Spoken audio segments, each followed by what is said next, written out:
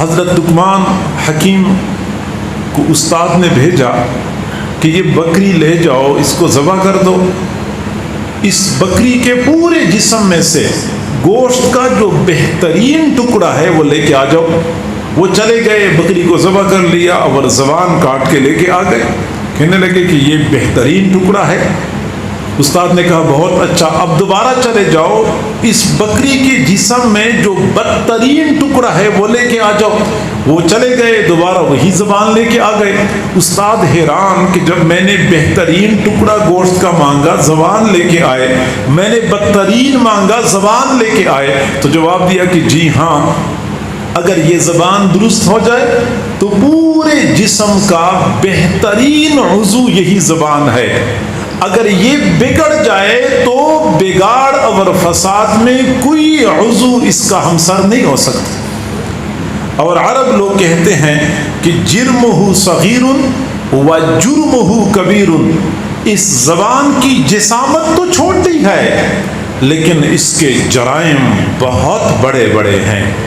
چنانچہ مشاہدہ یہ ہے، تجربہ یہ ہے کہ آج اس زبان نے ہماری انفرادی زندگیوں میں یا اجتماعی زندگیوں میں جتنا فساد برپا کر رکھا ہے، کسی اور عضو نے اتنا فساد برپا نہیں کر رکھا۔ عام طور پہ لوگ یہ کہتے ہیں کہ بد نظری یہ بہت بڑا گناہ ہے اور بہت عام ہو چکا ہے، کہ ہر بندہ غلط نگاہ اٹھاتا ہے، دوسروں کی بیٹیوں کے اوپر غلط نیت سے نظریں جماتا ہے، جوان بھی اس میں مبتلا ہے اور بوڑھے بھی مبتلا ہیں، درمیانی عمر والے بھی مبتلا ہیں۔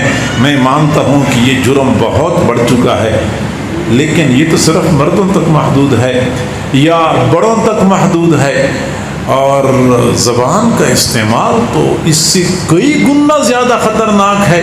زبان کے استعمال سے نہ حاضر محفوظ ہوتے ہیں، نہ غائب محفوظ ہوتے ہیں، نہ چھوٹے محفوظ ہوتے ہیں، نہ بڑے محفوظ ہوتے ہیں۔ حاضر ہیں ان کو برا بلا کہنا شروع کر دیا، گالی دینی شروع کر دی، طعنہ دینا شروع کر دیا۔ جو غائب ہیں ان کی غیبت کرنی شروع کر دی۔ پھر جو دنیا سے چلے گئے ہیں وہ بھی محفوظ نہیں ہیں، دنیا سے چلے گئے لوگ ان کا بھی پیچھا نہیں چھوڑتے، ان کے خلاف بھی بولتے رہتے ہیں۔ بلکہ پریشانی کی بات یہ ہے کہ کئی مرتبہ جو دنیا میں ابھی آئے نہیں ہوتے، پہلے سے تبصرے شروع ہو جاتے ہیں کہ یہ کیا تماشا ہے اور یہ کہاں سے آ رہا ہے اور یہ کیا کچھ ہو رہا ہے۔